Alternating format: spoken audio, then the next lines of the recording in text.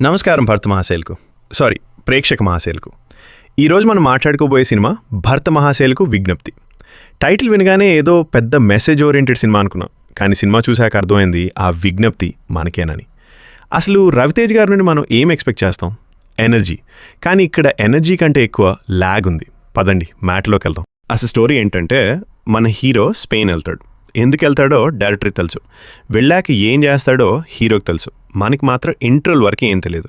First half చూసినంతసేపు అరే cinema ఎప్పుడు start అవుతుందిరా బాబు అని వెయిట్ చేయాల్సి వచ్చింది. ఒక 30 నుంచి 40 నిమిషాలు అయితే అసలు ఇది రవితేజ్ సినిమానా లేక సీరియలా అనే డౌట్ వచ్చింది. స్టోరీ లైన్ ఎంత సన్నగా ఉందంటే దాని మీద నుంచి ఎవరు నడిచినా పడిపోతారు. అంత వీక్ రైటింగ్ అనమాట.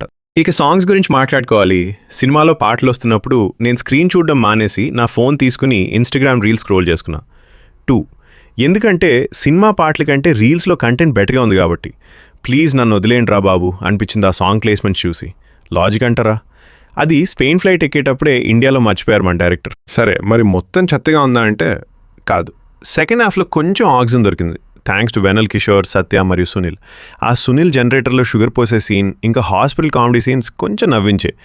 ఏదో టికెట్ డబ్బులకి న్యాయం జరిగిందంటే అది వీలు వల్లే. కానీ క్లైమాక్స్కి వచ్చేసరికి మళ్ళీ తుస్ మని గాలి తీసేశారు. ఏదో సినిమా ముగించాలి కదా అని హడావిడిగా శుభం కార్డ్ వేసేసినట్టు అనిపించింది. ఫైన్గా చెప్పాలంటే ఈ సినిమా అదిరిపోయిందని చెప్పలేను, అలా అని డిజాస్టర్ అని చెప్పలేను. జస్ట్ ఓకేష్. మీరు లాజిక్లు వెతకకుండా ఫస్ట్ హాఫ్లో నిద్ర వచ్చినా పర్లేదు, సెకండ్ హాఫ్లో 4 కామెడీ బిట్లు చూసి నవ్వుకుంటా ఉంటే వెళ్ళండి. లేదా ఓటీటీలో వచ్చాక ఫాస్ట్ ఫార్వర్డ్ చేసుకుంటూ చూడడం ఇంకా బెటర్. నా రేటింగ్ 2.5 అవుట్ ఆఫ్ 5. అది సంగతి.